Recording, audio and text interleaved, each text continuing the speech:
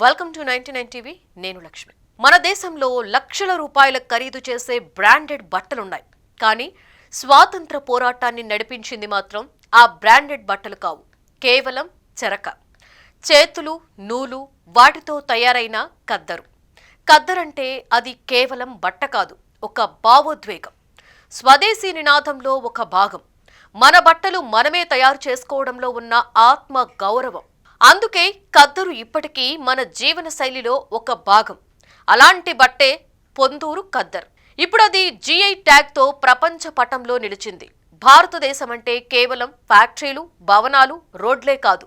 ఈ యాంత్రికతకు భిన్నంగా సేంద్రియంగా ఎదిగిన దేశం భారతదేశం. అంటే సాంప్రదాయం, స్వావలంబన, స్వదేశీ ఆత్మగౌరవం. ఆ ఆత్మగౌరవానికి నూలు రూపం ఇచ్చిన గ్రామం ఆంధ్రప్రదేశ్లోని శ్రీకాకుళం జిల్లా పొందూరు. పొందూరు అనగానే గుర్తుకొచ్చేది పొందూరు కద్దర్.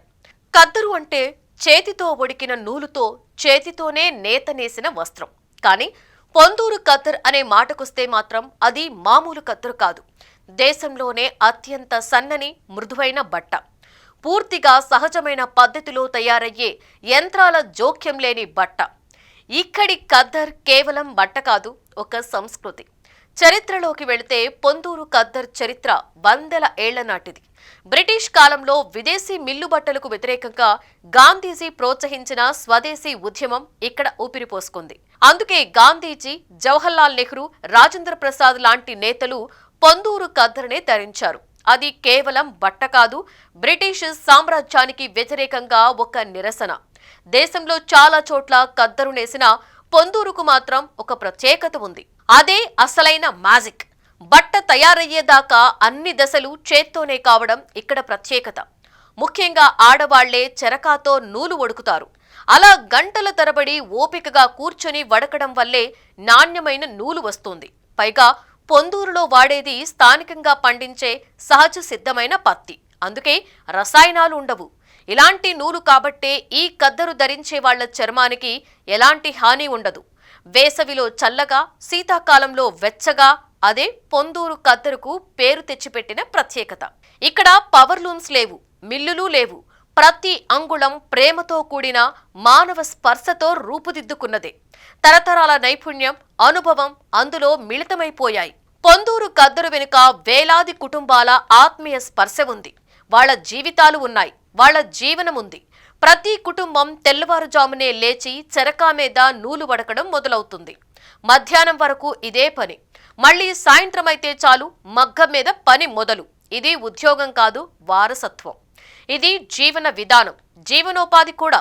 కానీ కాలక్రమేణా ఆదాయం తగ్గింది, యువత దూరమైంది, సాంప్రదాయం ప్రమాదంలో పడింది. ఇలాంటి పరిస్థితుల్లో ఎలాగైనా ఈ సాంప్రదాయాన్ని, సాంస్కృతిక వారసత్వాన్ని కాపాడుకోవాలి అన్న తపన పెరిగింది. పొందూరు కద్దర్ అస్తిత్వం ఎప్పటికీ నిలవాలంటే జిఐ ట్యాగ్ అవసరమానం భావన పెరిగింది. జిఐ ట్యాగ్ అంటే జియోగ్రాఫికల్ ఇండికేషన్ ట్యాగ్. అంటే ఆ ఉత్పత్తి ఆ ప్రాంతానికే ప్రత్యేకమని చట్టపరమైన గుర్తింపు పొందడం. పొందూరు కద్దరుకు జిఐ ట్యాగ్ రావడం అంటే ఇది ఇక అధికారికంగా పొందూరుదే. దీనివల్ల నకిలీ కద్దరు ఇక మీదట పొందూరు కద్దరుగా చెలామణి అయ్యే వీలుండదు. ఇతర ప్రాంతాలలో తయారైన కద్దరును పొందూరు కద్దరు అని నమ్మించలేరు, అమ్మలేరు. నేసేవాళ్లకు రక్షణ, కొనేవాళ్లకు నమ్మకం ఉంటుంది. జిఐ ట్యాగ్ ఉన్న ఉత్పత్తికి మార్కెట్లో విలువ పెరుగుతుంది, మధ్యవర్తుల దోపిడీ తగ్గుతుంది, నేరుగా నేసేవారికి లాభం, అంతర్జాతీయ గుర్తింపు వస్తుంది.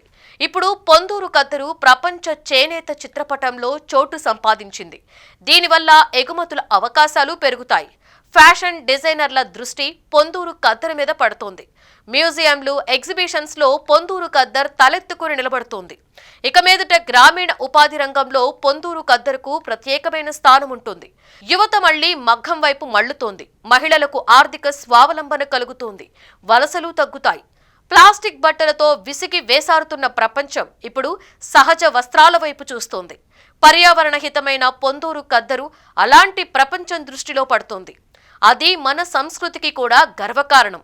ఆ విధంగా జిఐ ట్యాగ్ పొందడం పొందూరు గ్రామానికి గౌరవం, చేనేత కళకు భద్రత, తరతరాల వారసత్వానికి ప్రతీక. పొందూరు కద్దర్ కేవలం శరీరాన్ని కప్పే బట్ట కాదు, ఇది గాంధీ కళ, ఇది స్వదేశీ ఆత్మ, ఇది గ్రామీణ భారతపు గొంతుక.